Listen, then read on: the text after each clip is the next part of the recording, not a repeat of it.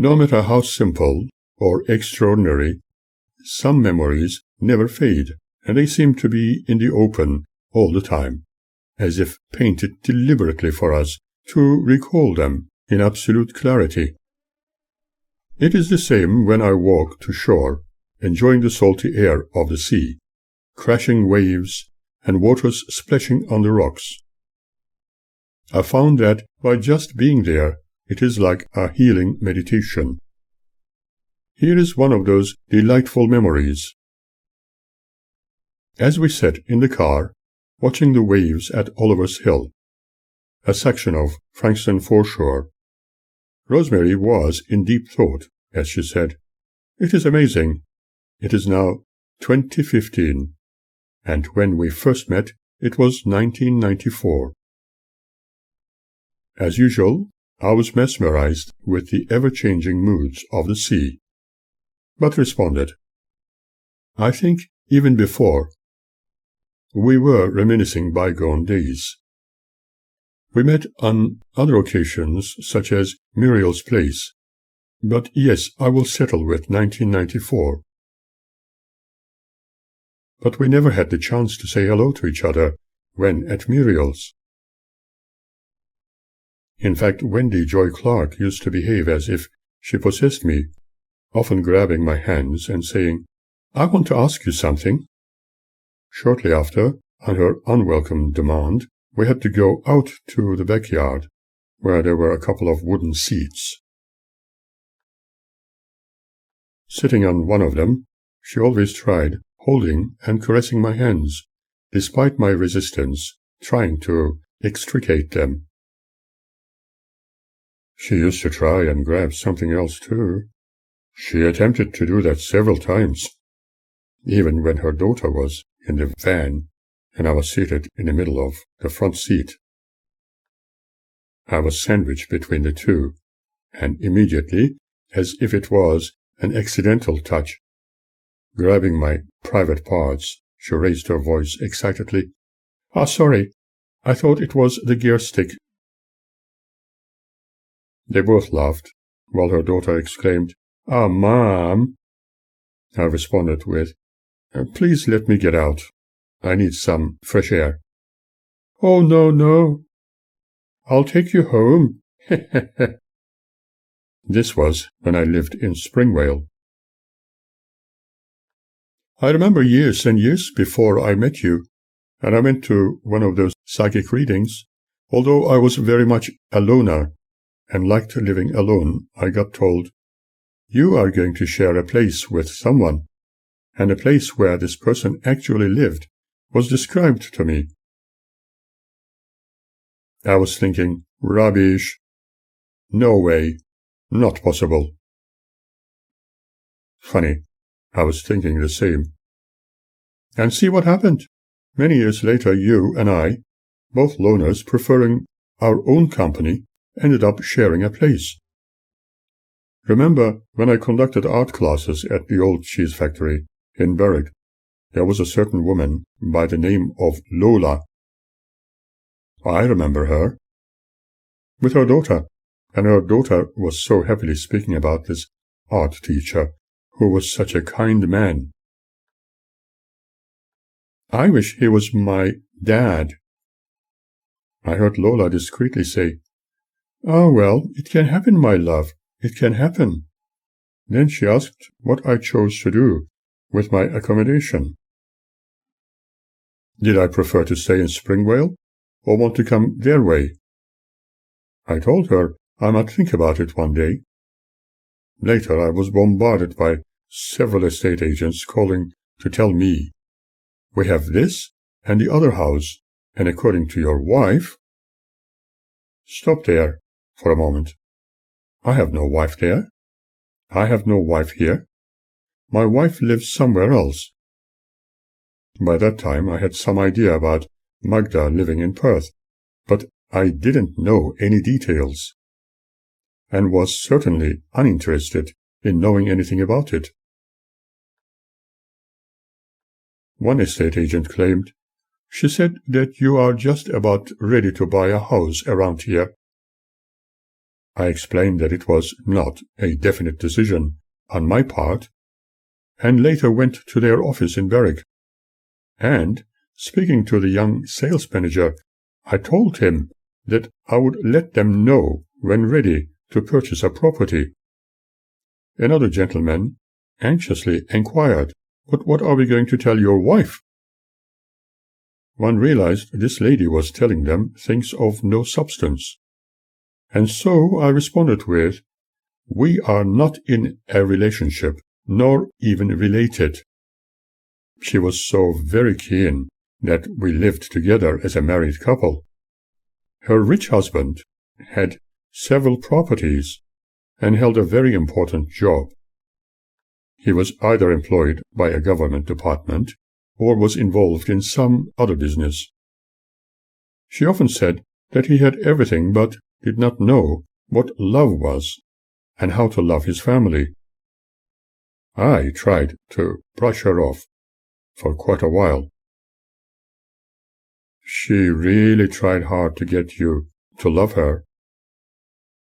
"She certainly did," I continued. "Remember the other girl who taught art to a number of students, although not as many as in our class, and the old cheese factory wanted to have only one resident artist.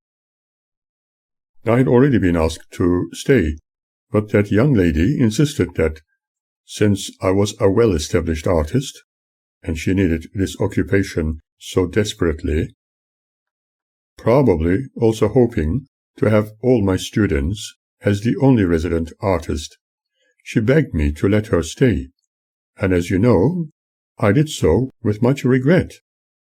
I hope she has got what she wanted, and established herself as a professional artist. However, I doubt that she did. So it was our last time there." After a short pause, I continued, talking about my memories of times past. "Remember the time when Lola and her daughter came out with us after the last class, and we walked with Wilbur and others towards the car? This was when she asked me loudly for all to hear, 'Is there any chance for us to get together? Any chance for us to get married?' I walked towards her and gently asked her not to raise her voice like that, and told her there was no chance of us marrying. I was not interested in marriage or a relationship with anyone, for I preferred my aloneness. No, I am not going to get married." The word marriage alone scared me a lot, and just one experience in one's life was enough. She became agitated, angrily shouting, and calling me with expletives. Bastard, fucking arsehole, and other curly words too ugly to mention. Wilbur laughed, asking, "What is that all about?" I know. He was standing there with me, and mucking about. In fact, her daughter was walking with us, and was so embarrassed. I thought so. The girl was extremely embarrassed. She obviously really loved her father. It is only natural. And this thing with Lola saying, "He doesn't show me love." Obviously, she doesn't show him love either. There are no two ways. It is a cause and effect world. The whole universe is based upon that law. One cannot say, "Come and marry me." It does not work like that. It was certainly a very interesting last day at the old cheese factory. But I wonder if that other lass cut the legs from under herself. She had some students, but they were not happy. She was not doing too well, and obviously didn't want to have any competition. She actually told me that, and I knew if I said I was staying, she would be very devastated, probably cursing me forever, even after her success or failures, she would still claim he was the reason for. I also remember that there was a young kid who showed great talent and willingness. She apparently got a scholarship, went to art school, and I have heard that her entire family was so very thankful for what I started her with. For the tuition and grounding you gave her, because your teaching is so different, it is not, thou shalt not do that. No, you should do that. It is wrong to do that. You encourage people to use their imagination and do what they feel. That is art. It is an inner expression of one's self in a creative way. Did we stop there during 1995, teaching at the cheese factory? No, it was later than that. Then it must be sometime in early 1996. Yes, I think so, because 1996 was when I joined your art class in January of that year, and you stopped later because you were going overseas. Ah, yes. I went overseas with an idiot. It was 1996, and you moved to St. Kilda during 1997. East St. Kilda. It was the corner house on Orong Road and Dean's Avenue. I remember Wilbur used to pick you up from Springvale and take you to the cheese factory, but a couple of times he couldn't, and so I picked you up instead. But one day, when you were going with Wilbur, and it was pelting down with rain, I was driving along the Princess Highway, and my windscreen wipes gave up on me, and so I was peering through rain-soaked windscreen. I pulled into a service station, and I found, after calling the RACV for me, that it was the motor, and I had to get a replacement for it. But that was all right. It got fixed. 1997 was the year when you moved into East St. Kilda. I think it was in August. I believe so. It was after you moved there that you ceased your meditation groups at Jones and Doreen and Jerry's. We started a new program in Orong Road for a while, apart from our usual grouping. Our meditations with the chosen elite used to drain me heavily. Although I was in a deep trance utilizing self-hypnosis, whoever was channeling their wisdom through me, or perhaps it was my subconscious talking, I could not be too certain, and after about an hour or 40 minutes I used to come out of it feeling mentally exhausted and completely drained. In normal circumstances, I was always fully relaxed and content after my waking up. Those people were there because he told them to be there. He obviously had something on them, and told them, "You go," and they did exactly that. The only one that came out was Ross. Ross woke up to things. I smiled as I spoke. He was told to become his accountant at the bank. But he was not an accountant, he was a banker. Damon introduced him to me by those titles, yet he had an accountant elsewhere. Interestingly, they all seemed to worship their boss. Obviously, he was giving them something as a result of what was being sold on street corners, through his boys, as he called them, through which they were making big money. How else were they to become richer? Was it through another illegal activity or truly honest work? Unfortunately, not all great wealth is obtained through absolute honesty. Furthermore, as you know, the place where I lived at the time was bugged. Why had he seen it necessary to do something like that? After a brief pause, I continued. After a meditation we enjoyed with Wilbur, Joan, and you, there was a very specific phrase used, "my beloved." And that came back in a phone call straight away. Oh, my beloved. Later I discovered that he was getting inspired that morning in his shower. One other time, when you were at my place, and we were going to do some typing, even before we started, he came to pick me up in his BMW so that we could go to lunch in St. Kilda, because he wanted to have his usual raw steak and olive oil with balsamic vinegar to dip his bread, just like previous times when we went to Siena on Chapel Street. When I entered his car, your voice was singing through his speakers. He, as usual, had his mobile phone to his ear as if he was talking to somebody, pretending. He probably considered a dummy like me would not have a clue. On the other hand, he could not comprehend the importance of my input when you typed the manuscript. After telling me that Rosemarie could do it by herself. This was to delay the possible outcome of the book we wanted to publish.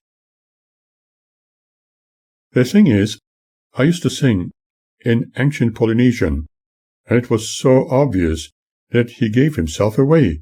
I'm sure he even had a camera set up. I don't know, but why did he want to do that? Why spy on me? Because he wanted to control you, and he could not understand that you can't be controlled. That is, when he really pushed it. Look, when you came back from that trip, you had already told him you needed time for yourself, yet he turned up outside Doreen and Jerry's. Fortunately, Christine had seen him parked around the corner and said he had got a gun, and so she had driven around and told us about it, and then left. He turned up, insisting that he must see you. Like the others, I told him he is not here. No, he is not here. Finally, he said, I'm going to kill him. That was exactly what we had to have him say. And now we could get that restraining order against him. I couldn't do it alone, but we needed to protect you. As you know, he was totally hateful towards you, Rosemarie. In fact, during the last days at Orong Road, and several other times, while you were traveling to visit me, there were some attempts to run you over. He later admitted, in his own words, in a very puzzling manner. But you don't need her in your life, do you, Professore? Who is she anyway? I can remember when sitting there in your place, and it was a good thing that we both had drama training.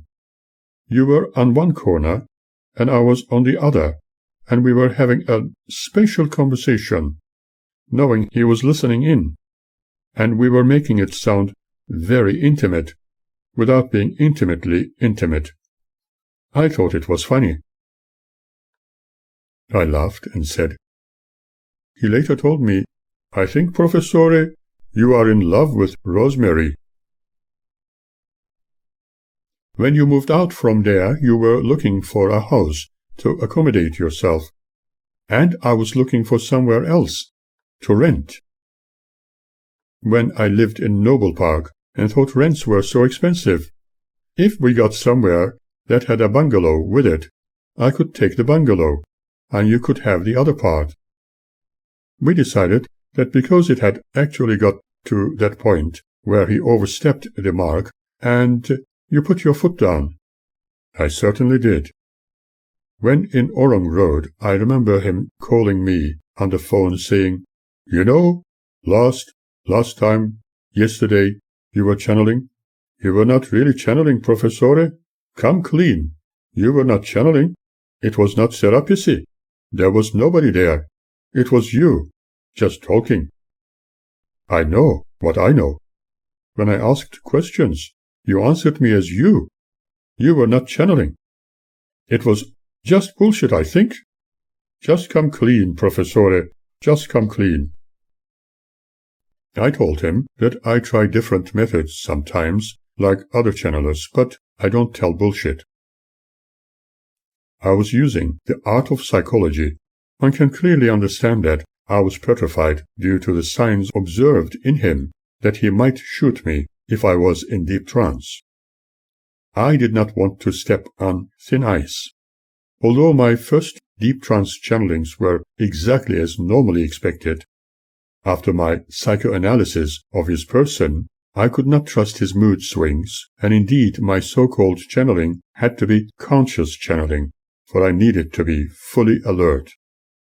As I have already made mention of my experiences when in Perth, I could have done the same with my alleged channeling, but in his presence, I needed to be extremely cautious.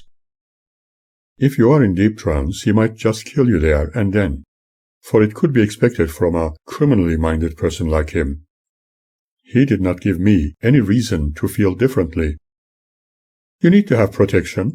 You have got to be aware at all times. As you know, when you are in deep trance, if someone touches you, the shock alone can kill you, and it has happened to other people before. I know. I could not trust those sorts of people. I didn't trust him. Full stop. When he called me during the following day to tell me to come clean, I raised my voice for the first time to him, as he once asked me why I never shouted at people like he did, often swearing. Professore, you never raise your voice, never use fuck words, as we always do, just for laughing, always talking normal. That is the way I am. But that morning, when answering his call, I raised my voice and told him, this is a fucking bullshit, and I am no longer going along with it. Take it or leave it. I am not going to put up with your shit and your stupidity. Do you really think you can control everybody and their lives? If you carry on like that, I am telling you, if you think I will obey you, you are wrong. You are nothing to me. He didn't like it one iota. Professore, we are now at war. That was said when he called me the following day. One of us has to go. He furthered his supreme wisdom. I responded with, I'll be going very shortly. But when? I said, very shortly. 3 months? I added, within the month I will leave. I needed to give myself some time. Okay, he said, within the month. Take everything that is yours and leave just an empty house. I was going to do exactly that anyway, but a week later he called me saying, I spoke to my accountant. My accountant says you should leave everything behind you, including your clothing, and just go naked.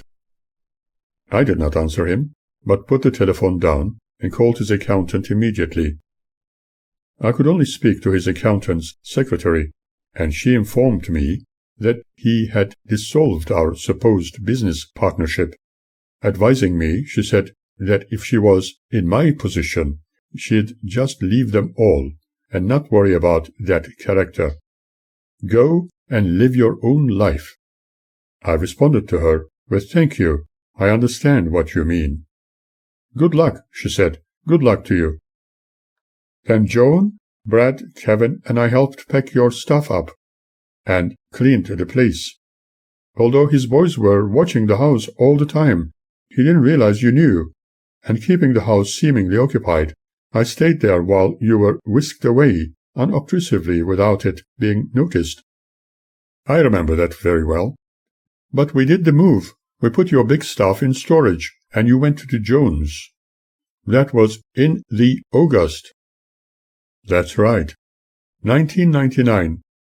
In October 1999, you found a place in Honora Crescent, Mulgrave. What was the number, do you recall? I think it was 40-something, and we ended up living there for a while. It was a very dusty place, and was supposedly noiseless.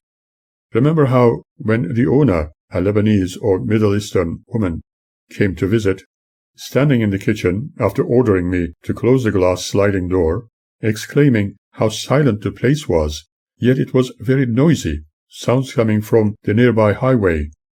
A little later she wanted to inspect the place with the estate agent, just to be extremely critical. Oh my God! The place is so dusty and so dirty, with animal food all around. One of the bedrooms is very smelly. It is not acceptable. How can you live like this? My place is for humans to dwell, not for animals, not to be turned into a rubbish tip. But it was not a rubbish tip. Far from it. It was very dusty, but it was not down to us. Ah, but it was her excuse. Remember what she was telling you? It's pity that you are not Muslim. Yes, she did say that to me. Once she said that to you, she went the other way on it. Yes, she did. It was 2005, and it was nice that we had a tiny shopping center just around the corner. It was a very hard time for us. We had to struggle with a trolley when shopping, and walking or public transport, carrying our shopping home, was very hard. I was doing lots of filming, if you remember, even at the back by the highway where they used to do target shooting, archery. I remember filming lots of galas on flight, or on the ground feeding. There were flocks of them. They never ran away from me. It was perhaps my only fun, apart from the meditations we conducted there. Kevin and Carol, Martin and friends, Joan, Wilbur, Brad the kickboxer, and his wife. It was an interesting group. I remember the dark brown velvet curtain on one side in front of which was our dining table. We conducted many photographic experiments. This is also when I experimented with infrared photography, and that was my only entertainment in those days. We used to do most of our shopping in Dandenong and could not carry everything on the bus, and the timetable was lousy. Therefore we had to take taxis, often waiting for as much as 3 hours. Remember your sister visiting us occasionally, and with your niece Edwina?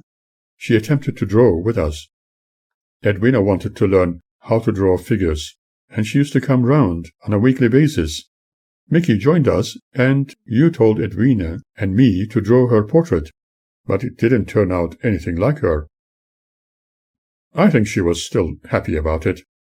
Do you remember when I had some German Limburger cheese with a beautiful smell, and pumpernickel bread, for I felt a little hungry? You were looking curiously in her direction. Trust you, and Mickey said, yes, I like that. Being Mickey, she had to try it.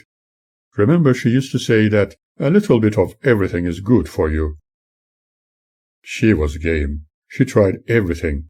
Initially it was a shock to the system, but afterwards she said she would have it again. Yes, I know. We used to go out with her and her friend Helen Bird.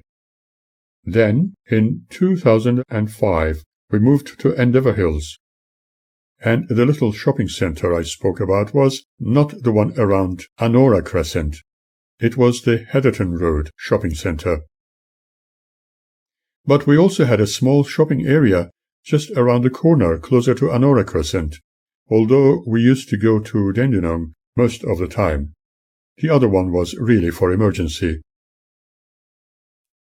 Remember a gentleman whose both eyes were blinded after a car accident? He was born with normal eyesight until that accident, and doctors were trying a new technology by attaching it at the back of his skull to enable him to see digital images. Actually, recently they were talking about another one, where they put a chip in the eye. This was in the States, reported in a program called The Doctors, and the woman, from not being able to see anything clearly, was able to see. Before, she could not recognize a face as a face without any details, but wearing special glasses, she now could. This was a genetic problem, and her son also suffers from the same. Seeing how this worked for his mother, it gave him hope. I believe there will be more advancements in medical science, and I would really like to be around to see it happen, even if it has nothing to do with my own health. Anyway, we moved to Endeavour Hills. It was in July sometime, wasn't it? It was in August, I think. No, it must have been June or July. The month of August was when you moved out from St. Kilda, and in October moved to Mulgrave from Jones, and then we moved to Heatherton Road, Endeavour Hills. That was 2005. We were there for a couple of years. That was an interesting place, and I was in a terrible state health-wise. In fact, believe it or not, and this is not superstition, whenever I used to go to bed, I almost always felt the presence of an old guy laying in my bed and dying. I used to feel scared and disgusted. I often took myself out with a chair in that corridor-like area next to the carport, the little veranda. I was really breathless, apart from going through a lot of infections with my urinary tract. I remember that once you went to lunch with Ross. You told him you needed to go to the hospital, as you had a big problem, but instead he brought you back home to Endeavour Hills. It was good that Jeff had given me Mickey's car, and I took you to Dandenong Hospital. I remember it so very well, because I could have died with kidney failure, and was so desperate running into the emergency department while you parked the car. Remember that? When in there, a certain doctor, I believe, who was English, said, "We need to do something immediately," and instructed the nurse, who was there for work experience, and happened to be a Malaysian Muslim, fully covered from top to toe, like a cabbage, saying she could not do what the doctor asked her because of her religious convictions. I dare not touch a man, forcing me to tell her, "I know you can't. Better ask your boss, the doctor, to see me." I told him that the girl, being Muslim, could not do what she had been asked. He said that she should not therefore be in this profession, and he did the necessary procedure, attaching a bag to empty a huge amount of urine, which could have had fatal consequences if not emptied immediately. I had to wear a bag for a long while, occasionally causing infections in the bladder. From then on, I was often going to Dandenong Hospital for tests and further treatment. Initially, they referred you to Casey Hospital in Berwick, then to Clayton, and you ended up going to Monash and to the one in Bentley. I remember that, and also my GP referring me to Columbus, a private urologist. Oh yes, you had a... He gave me a few very strong painkillers, and when he inserted the probe, the nurse heavily leaned on me, so that I wouldn't jump while they took biopsies. It was very painful. In anatomy, I had learned that certain parts of the body, due to a lack of nerves, would not hurt, but those little needles coming out of the probe, piercing through the intestine and other organs, made it very painful, and I felt it all. Remember, there was no anesthetic used. Later he told me that so far there was no sign of cancer, although it was very likely to develop into it. My prostate was like a large orange. You are most certainly heading towards an episode of cancer, but we need to continue with regular checkups and see what your PSA levels are doing. If it increases from 8 to 9, it is time to decide for suitable treatment, he advised. But at least we didn't need to go back to Columbus, as we were going through the hospital system, which I believe was better for you in regard to further tests. It was also interesting, as we had to leave Heatherton Road, where the owners were yet another Muslim family. Oh goodness, I remember that. How strange it was that our forced move had to be at a time of my going through health-related problems. They wanted to have the place for their relations who were coming over. I think they were Pakistani or Indian Muslims. This was also the time when I was filming Shannon and Kevin's engagement, and I could no longer pass water. It was followed by a TURP operation, when they had to remove a blockage from the prostate into the bladder. For a short period of time, I had no episodes, while still keeping an eye on developments. Rosemarie continued. And so we went from there and had a hell of a job trying to find somewhere to live. That was a time when rental properties were as rare as hen's teeth. We had to travel all over the place, and finally found 2 properties in Frankston, one of which we really liked. Yes, it was beautiful. That was in August. The estate agents told us that we were accepted for both of these properties, but the owners of the one we really liked were going to put it on the market in December. That was a nightmare of a trip, and in the meantime chasing around was not good for either of us. When we were at Frankston, in Lorraine Street, as you were watching the news on television, you saw that the house we previously lived in was raided by the police for drugs. I remember that so well. It felt so strange. It is quite a shock for the system when you see something like that and say, I used to live there. They probably thought that they could secretly grow stuff where the growth went down, but it did not work. They had been seen, and they got caught. As for Lorraine Street, you called it an animal shelter. I believe it was a farm once upon a time, and they used the place as an animal shelter. They apparently turned it into a tourist's overnight stay or holiday house. Later it was extended and remained empty for a very, very long time. They evicted the people living there because of drugs and trouble with the police. When you were in the garden, you were still finding needles and things mixed up with kids' toys. Inside the fireplace and chimney, there were illegal videotapes. Some were homosexually oriented. The federal police recommended that I destroy them. There had also been a number of police raids there. I think you were doing a part-time job at one time, and I was home filming a few mind-over-matter experiments just behind the door. There was a knock at the door by a detective and his companion while I was trying to film, demonstrating levitation in front of the camera. I think you have seen that video. The detectives urgently knocked, and when I answered them hesitantly, they asked me several times for my name. They informed me about a drug issue there, which left me quite puzzled, but I kept filming my experiment. Remember the floating apple? There was something strange going on when I made that clip. I also had my final operation for prostate cancer around 4 years ago, was it not? It must be. That was about 2010-ish. It was very strange. Not as funny for you, though, for when I took you there, they said you were going to be there for about a week, and, taking petrol and parking fees into consideration, the next day I decided to go by train and bus. I was about to step off the bus at the hospital when you called and said, I'm coming home. I reacted, What? I flew in to see you, then flew back out and just missed the bus, just missed the train.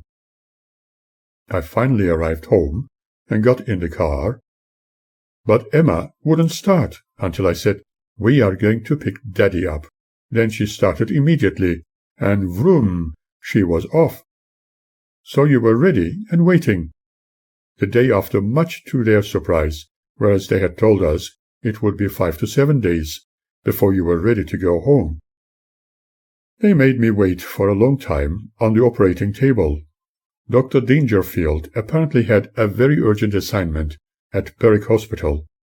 I had chosen the option of an operation, although they warned me about certain side effects, like dysfunction, etc. My life was more important, and I had much more to do. Soon after the operation, when I woke up, They advised me to use a handheld button to release morphine when I had too much pain, for, according to what they said, I was expected to experience a lot of discomfort. I told them I had no problem in that regard. Later I got up and walked to the shower room, during which I noticed the nurses anxiously running towards me, saying, "But sir, but sir, but sir, you can't have a shower today. You just came out from an operation from the theater." But I had no problem. "We will wash you. Don't worry about the shower now." They rushed and washed me all over, but I didn't feel comfortable with it. You are a very private person. You don't like anyone touching you, not even your hands. That is so true. Soon afterwards I got out of bed, although they were demanding that I should lie down. When they saw me dancing with the metal pole, the drips dangling from the top of it, the sister came asking what I was doing. "But don't you feel any pain? How can you dance like this?" I said I had no feeling of pain. And immediately after, obviously after she had spoken to them, some doctors came to see me. Nearly 10 or more of them were asking me how I felt. Jokingly, I told them that positive thinking is the magic, and that is the key. Some were students who looked at me in amazement. One asked, "Don't you feel any pain?" "No," I responded. "But it's impossible," said one. And I reiterated that I did not feel any pain. Another wanted to examine me, and then, exclaiming, everything seemed to be all right, he told me, "I don't think you need this." That was a little spaghetti, meaning the drain they had attached to my tummy to empty any fluids which may be collected inside. One of the doctors told me he would ask the nurse to take it out that evening. When the nurse came around, first she explained that it would feel like spaghetti, and when pulling it out it may hurt a little, or it may even tickle you. By the time she came back, I had removed the whole thing already, and gave it to her. "Was this the item you wanted?" She said she was meant to take it out, worried in case there was any bleeding. She was concerned, but was calmed when I told her there was not. Later, the doctor came and told me that I was doing well, and he was going to speak to me very early in the morning. And while you were on your way to visit me, he told me, "Well, you can go home today." "Really? I better give Rosemarie a call." The nurse asked me to wait a little while, as she was going to show me how best to attach the bag I had to have for the next fortnight as part of the treatment. But I had already done so, much to her amazement. They were going to remove the staples after 2 weeks. If they had used stitches, it would heal nice and neatly. However, that was how things were then. When the nurse came back, she originally thought that some other hospital employee must have done the bag attachment. When we went to the other clinic, about 2 weeks later, for the staples to be removed, if you recall, the nurse was not impressed with what she saw, for the skin was not fully holding together. And after all those staples were removed, they stuck special tape all along the big cut. She told me, "You can swear if you like." I don't like to do that. All other men do it too. Please swear. Okay, since you insist. It is bloody awful. They all laughed. Oh, bloody shit. It is not hurting. See, you too are a man. I told her, men are not meant to swear all the time. It is a wrong assumption. Later, I went there with you, just to say hello to the nurses. Remember? The African nurse was very happy to see me. After a brief silence, I continued, I also remember your sister's son, when we moved to Lorraine Street. Ah, Jeff. He nearly got me killed. He had no concept, no idea. The stupid thing was, when I went back to Hatherton Road to do the final cleaning, and was waiting for the guys to come to do the carpets, he came, talking to them, and laughingly chatting about the incident with the truck and about nearly killing me. Stupid. When I thought about it, that was the end of it. Definitely the end. He was swearing, calling you with bloody this and that, and certainly did not like it when at Lorraine Street he chucked a couple of your things onto the ground from the truck, saying, "What do you need 2 of everything for?" And thanks to his idiocy, they were partially broken. He used to say he was going to kill his mother, he was going to shoot her, and the rest of it, but he was high on drugs and drink. He had been pulled over several times for drink driving. I'm sorry, but after so many times, he should have been jailed. He should have been. He was supposed to have been, because that is the best disciplinary action for people like him. Apart from this, the most unforgettable thing he did was that he changed the good car engine with a second-hand one. That was ridiculous. I warned Bella so that she could also warn others, and told her, when you get your mother's estate, you'll have lots of friends who will try to take advantage of you. Be careful. Mickey had got really very good engine in that car, but Jeff said before he passed the car on to me that the engine was changed. It turned out that his mates had conned him, taking out the good engine and replacing it with an old, reconditioned one. That was really bad. His so-called mates conned him, and he didn't realize. He had no real friends, because he was no friend to anybody. Let's face it, he punched his mother as she was coming out of the toilet. He punched her hard, and she had to take an intervention order out against him. Later Bella told her he was living in his car. Then Mickey, saying he is my offspring, let him back. I think that the problem she had on one side of her face, Bell's palsy, was attributable to her having fallen, hitting her head as a result of that punch. It was a brain-dependent situation, and sadly something may have snapped. Yes, it all came together, and then she suffered a stroke, and that was the end. It was terrible. Going back to Lorraine Street, it had cracks in the walls, gaps on the floor and ceiling, sloping floors, gaps between the skirting boards and the floors, and that black mold. My God, we were forever cleaning that black mold. It was everywhere, on your ceiling and mine, absolutely everywhere. The underfloor heating died. Do you remember those silly little heaters? I remember them. The ones provided to us so generously. They would not even heat a doll's house. We needed to buy new heaters for ourselves, but when we moved out, we ended up just going around the corner, from Lorraine into Stanley. It was June 2014. I was in deep thought, and then said, I was so happy about moving out from there. Since then I felt as if we had never lived in Lorraine Street.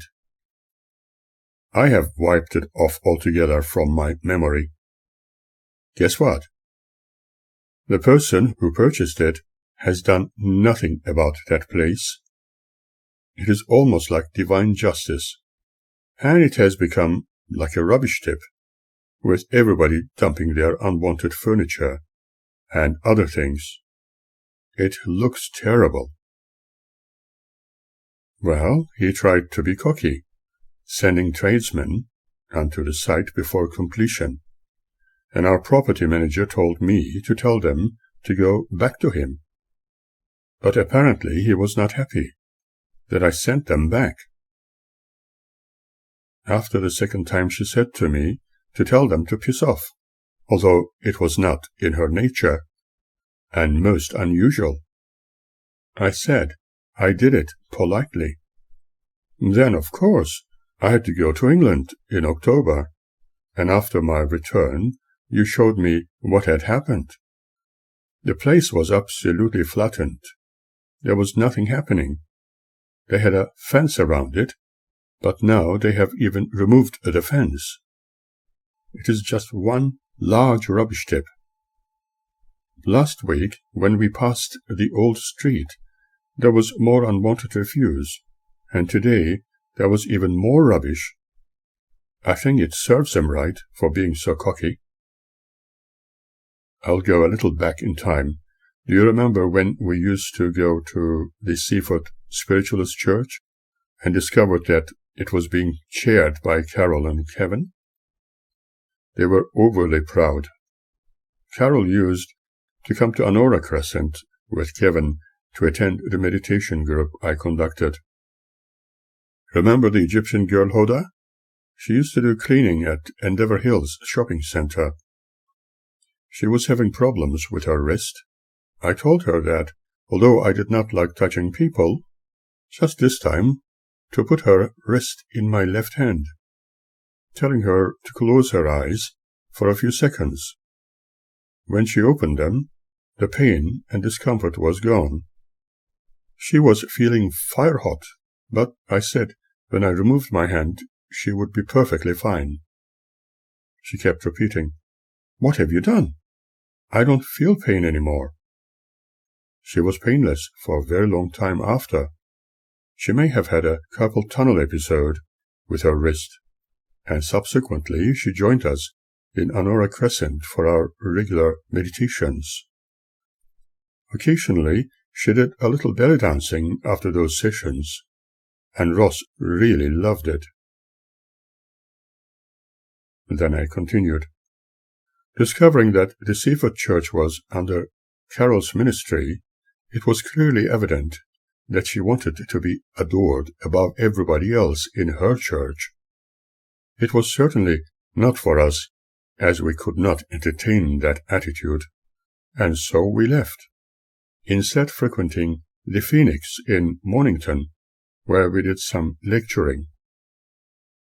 I was also teaching art at Mornington U3A. After my major operation, I needed to break the mold, and happily started teaching there.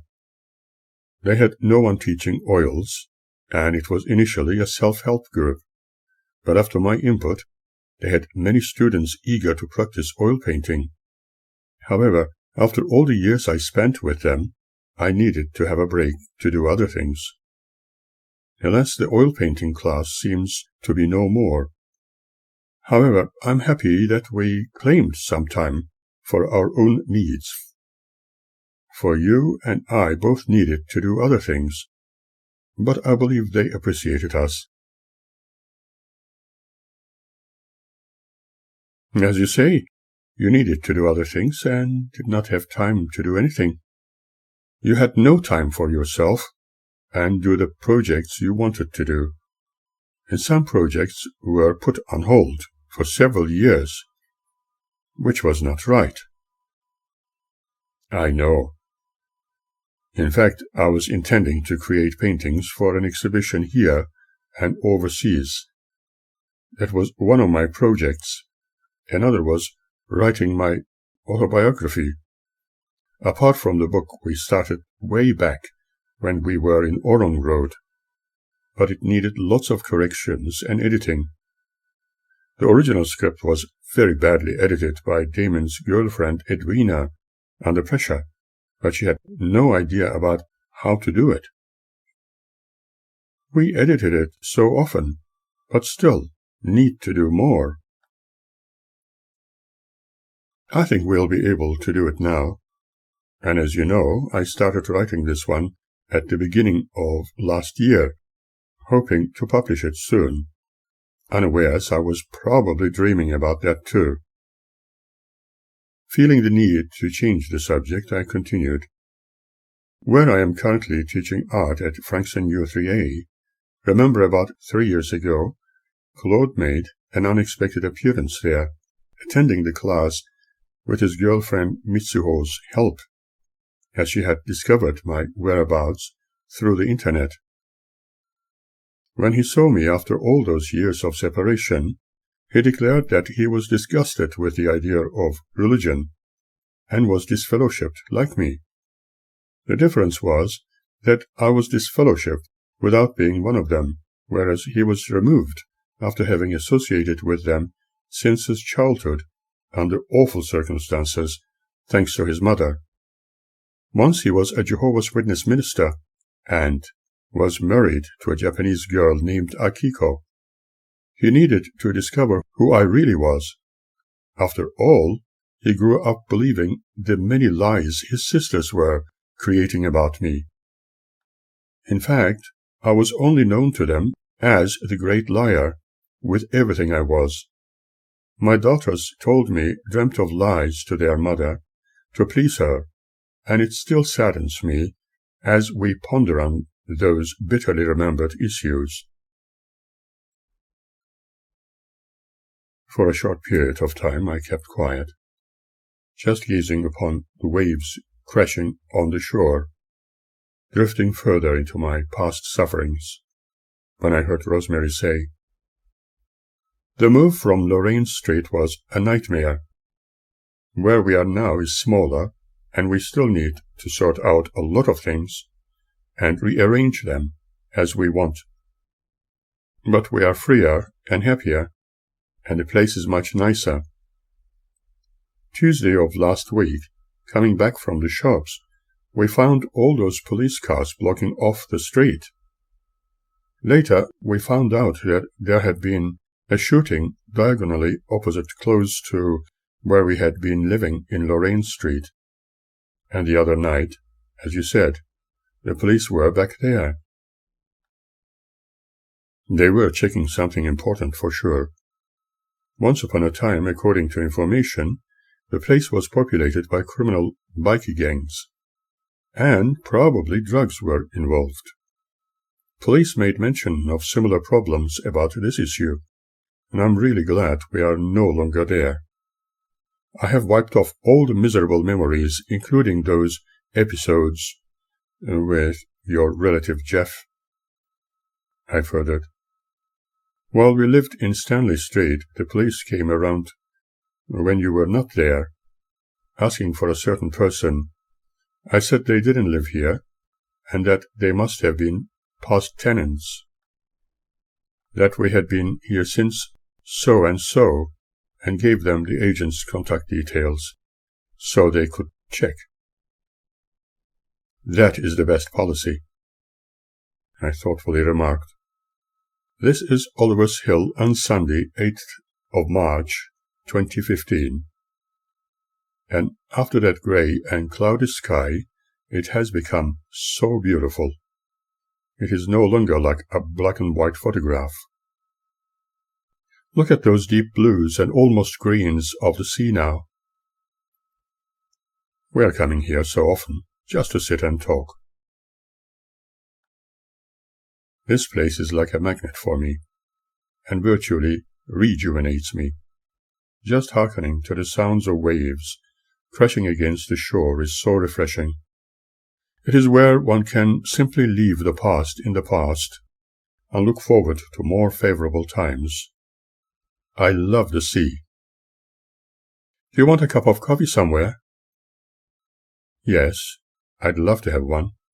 And thank you for our little interview with ourselves." "Thank you, Rosemarie." Jokingly, looking at the small recorder, I said, "And thank you also